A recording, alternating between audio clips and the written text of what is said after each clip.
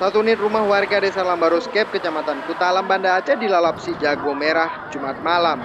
Kebakaran terjadi sekitar pukul 8 waktu Indonesia Barat.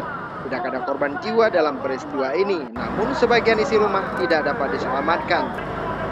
Kebakaran rumah milik Muhammad Amin ini terletak di kawasan padat penduduk. Kebakaran diduga akibat arus pendek listrik setelah disambar petir. Api yang diduga berasal dari bagian lantai 2 dengan cepat membesar dan menyambar ke seluruh bagian rumah. Menurut warga, kebakaran terjadi setelah trafo listrik yang berada tidak jauh dari rumah meledak akibat disambar petir. Api baru berhasil dipadamkan 2 jam kemudian. 9 unit pemadam kebakaran dikerahkan ke lokasi. Tidak ada korban jiwa dalam peristiwa ini.